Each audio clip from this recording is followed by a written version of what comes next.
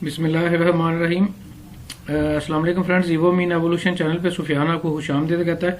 दोस्तों, आज की वीडियो में जो मैं आपको बताऊंगा कि जब आप ब्राज़ील का वीज़ा अप्लाई करेंगे तो आप कौन कौन से डॉक्यूमेंट्स लगाएंगे।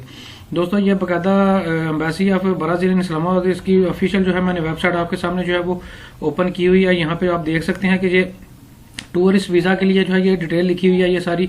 इसी तरह जो लोग बिजनेस की कैटेगरी में अप्लाई करें उनकी डिटेल लिखी हुई है।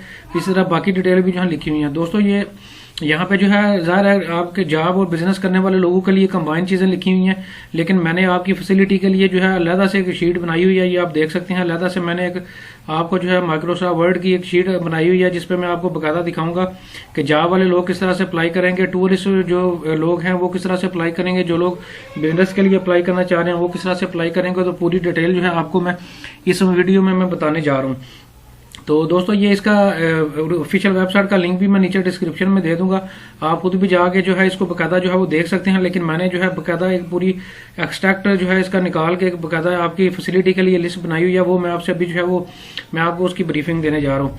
दोस्तों, सबसे पहले ये आपको कुछ चीज़ें जो है नज़र आ रही हैं। ये 13 किस्म की रिक्वायरमेंट्स हैं जो कि हर ब्राज़ील में वीज़ा अप्लाई करने वाला, चाहे वो जिस भी कैटेगरी में अप्लाई कर रहा है, चाहे वो बिजनेसमैन है, चाहे जॉब कर रहा है, चाहे स्टूडेंट है, चाहे अपने मुल्क में स्टूडेंट है, चाहे कोई और वो काम करता है, वो ये 13-14 जो चीज़ें हैं मैं आपको दिखाऊंगा। आपको 13 चीज़ें जो दिखाऊंगा हर अप्लाई करने वाला जो है वो लाजमी तौर पे लगाएगा।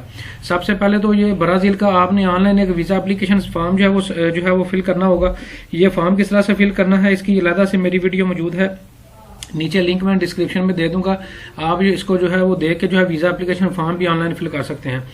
इसी तरह दोस्तों, आपने एक जो है बाकायदा ब्राज़ील जाने का एक सॉलिड प्लान देना होगा, एक ऑर्डिनरी बाकायदा तैयार करनी होगी कि आप ब्राज़ील जो है वो क्यों जाना चाह रहे हैं, आपकी जाने की क्या रीज़न है। अगर आप टूरिज्म के लिए जाएंगे तो कौन कौन से वेन्यू को जो है वो विजिट करेंगे। इसी तरह आप अगर विजिट अप्लाई करने जा रहे हैं तो आप कौन सी डेट लेके कौन सी डेट तक जो है वहां पे रुकेंगे, कौन से सिटी में जो है कौन सी डेट को पहुंचेंगे, और ये बाकायदा पूरा एक आपने सॉलिड प्लान देना होगा। और इसी तरह यही सॉलिड प्लान और आपने आने जाने की जो ऑर्डिनरी और डिटेल है वो बाकायदा एक कवरिंग लेटर बनाना है, उस पर भी जो है लिख के जो है सारा जो है वो एक जमा करवाना होगा।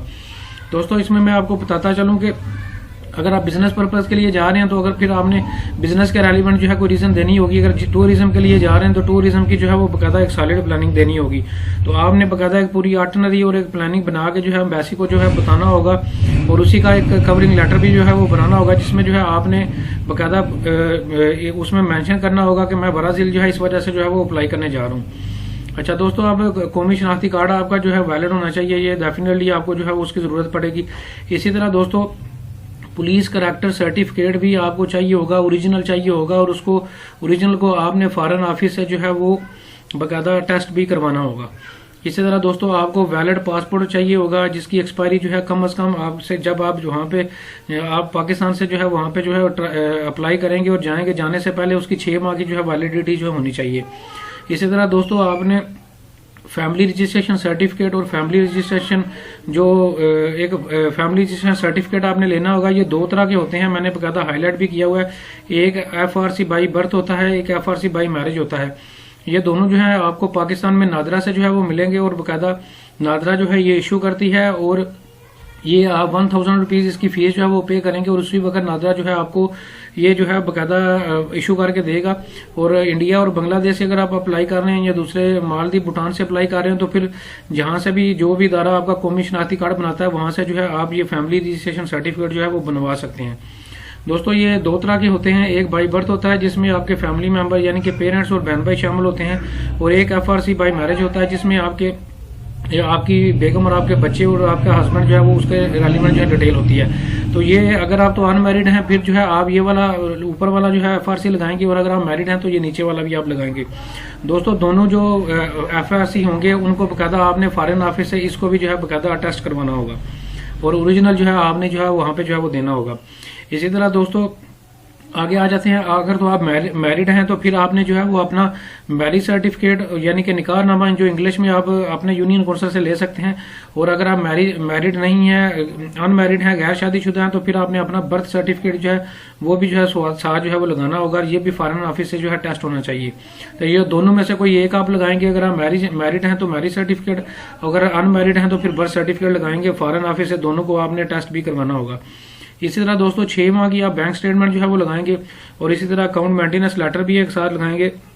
अकाउंट मेंटेनेंस लेटर क्या होता है दोस्तों, ये बकायदा बैंक आपको इशू करता है, जहां पे आपका अकाउंट होता है, जिस भी बैंक में आपका अकाउंट होता है वो आपको एक लेटर इशू करता है जिस पर लिखा होता है कि ये बंदा जो है हमारा अकाउंट होल्डर है और ये इस डेट से लेके आज की डेट तक हमारा अकाउंट होल्डर है और इसका ये नाम है और ये कमीशनाती कार्ड है। ये दोनों आपने बैंक से जो है साइन और स्टाम्प के साथ दोनों चीजें जो है वो लेनी होगी।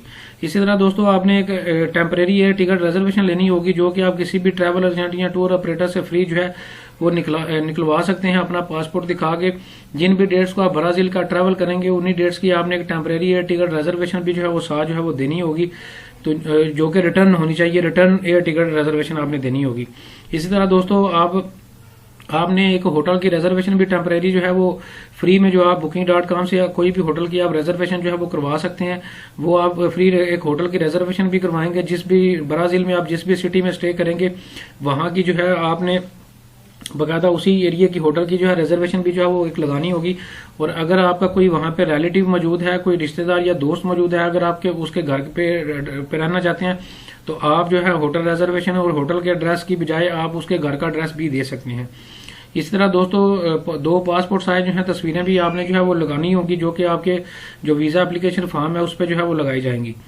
अच्छा, आगे आ जाते हैं दोस्तों, आपने ओरिजिनल बैंक फीस भी जो है वो अदा करनी होगी, जो कि मैं आपको दिखा भी देता हूं लैपटॉप की स्क्रीन पे। और अगर आप जो है वो, मैं इसका लिंक भी नीचे डिस्क्रिप्शन में दे दूंगा, ये देखें, ये HBL का ये अकाउंट है। इसमें जो है आप किसी भी करीबी जिस भी शहर में आप रहते हैं वहां पे आप HBL के अकाउंट में जो है ये जिस भी कैटेगरी में आप अप्लाई कर रहे होंगे उसी कैटेगरी में जो है आप डॉलर्स में ये जो फीस है ये जो है वो डॉलर्स में जो है वो आप पे करेंगे। टूरिस्ट है तो $80 है, स्टूडेंट है तो 100 है, बिजनेस वीजा के लिए 80 है, रिसर्च वीजा के लिए 100 है, वर्क वीजा के लिए 100 है, इन्वेस्टर वीजा के लिए 100 है, फैमिली रीयूनियन के लिए भी $100 है। तो ये आपने फीस जो है इस किसी भी HBL की ब्रांच में जो है इस अकाउंट नंबर में जमा करवानी होगी और उसकी जो ओरिजिनल रसीद है वो भी आप साथ जो है वो लेके जाएंगे।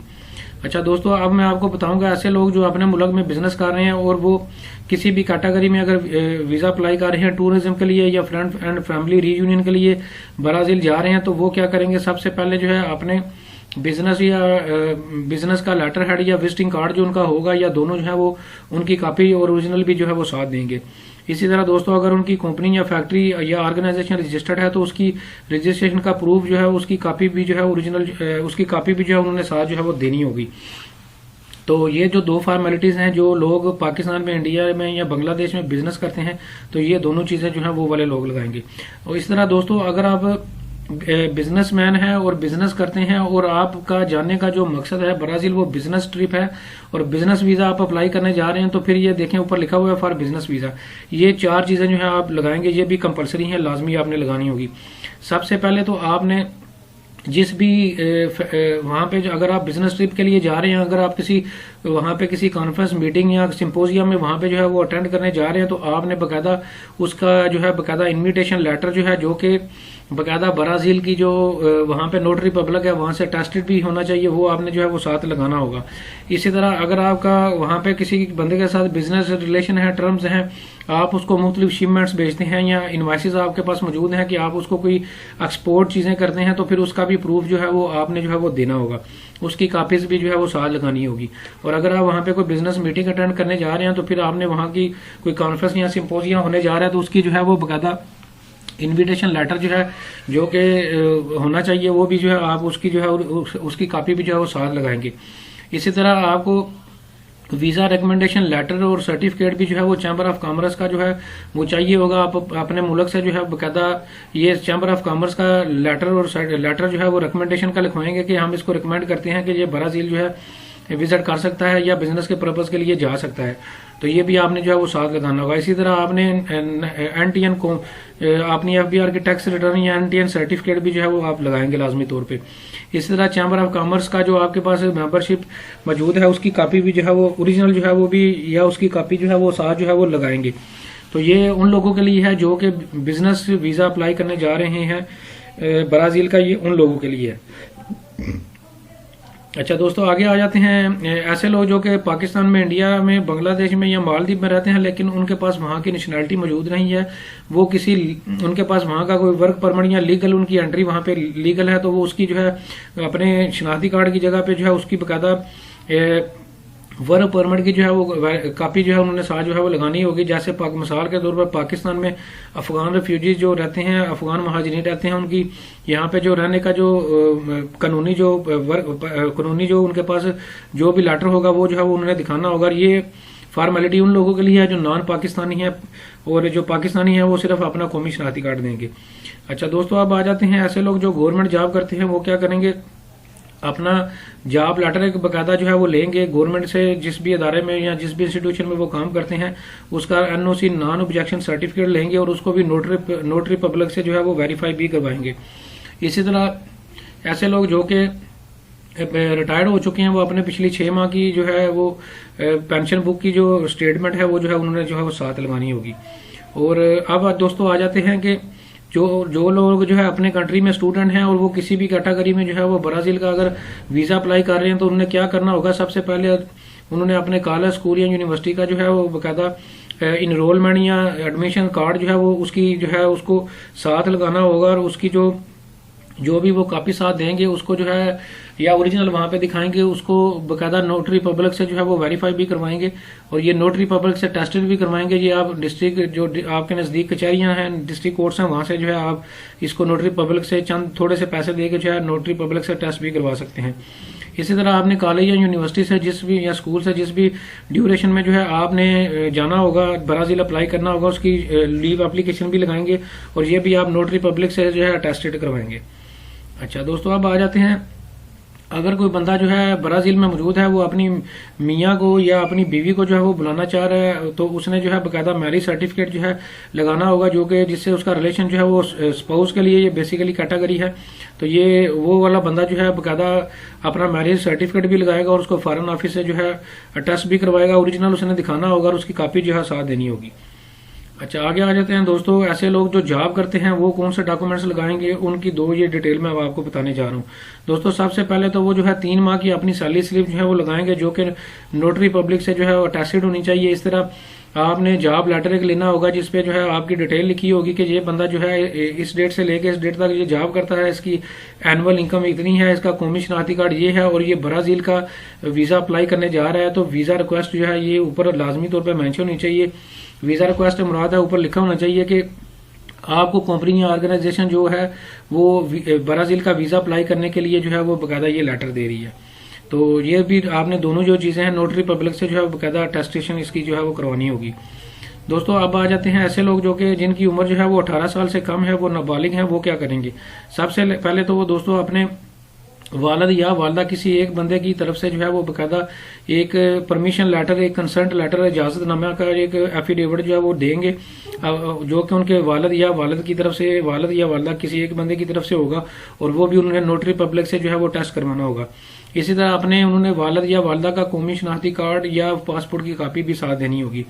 और दोस्तों, ऐसे लोग जिनकी उम्र जो है वो 18 साल से कम है लेकिन उनके पेरेंट्स नहीं है, वो अपनी जो लाइफ है वो किसी और की सरपरस्ती में गुजार रहे हैं, उनका लीगल गार्डियन यानी कि कोई और बंदा है, कोई सरपरस्त कोई और है, तो फिर आपने जो है उसकी तरफ से इजाजतनामा ये वाला जो है वो लगाना होगा, और उसी की तरफ से जो है उसकी कौमी शनाख्ती कार्ड की कॉपी या पासपोर्ट की कॉपी भी जो है वो साथ जो है वो लगानी होगी।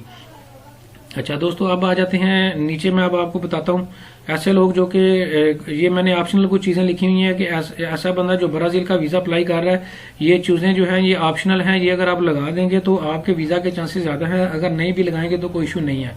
सबसे पहले तो अगर आपके पास क्रेडिट कार्ड अगर कोई मौजूद है तो उसकी स्टेटमेंट आप साथ दें। अगर आपके नाम पे कोई गाड़ी है एक से या एक से ज्यादा है तो उसकी कॉपी, इसकी भी फोटो कॉपी की कॉपी साथ लगाएं। अगर आपके नाम पे गाड़ी या प्लाट है उसकी फोटो कॉपीज की जो है वो प्रूफ के तौर पे जो है वो भी साथ लगाएं। और चैम्बर ऑफ कॉमर्स, जैसे मैं ऊपर भी आपको बता चुका हूँ, अगर इसकी भी मेंबरशिप आपके पास मौजूद है तो ये भी आप साथ लगाएंगे। तो दोस्तों, ये ब्राजील का वीजा अप्लाई करने के लिए कुछ ये चीजें थी जो मैंने आपसे डिस्कस की हैं, आपको ब्रीफ किया है। सैलरी वाले लोगों के लिए लहदा डिटेल आपको बताई है। ऐसे लोग जो कि जॉब और सैलरी वाले हैं उनके लिए लहदा डिटेल है। जो बिजनेस करते हैं उनके लिए लहदा डिटेल है। जो अपने मुल्क में स्टूडेंट हैं वो वीजा अप्लाई करने जा रहे हैं उनकी लहदा से डिटेल बता दी है। जो लोग 18 साल से कम उम्र जिनकी उम्र है और नाबालग हैं वो क्या लगाएंगे उनकी लहदा से डिटेल बता दी है। इसके बावजूद भी अगर आपका कोई क्वेश्चन हो तो आप कमेंट सेक्शन में पूछ सकते हैं। Thank you very much.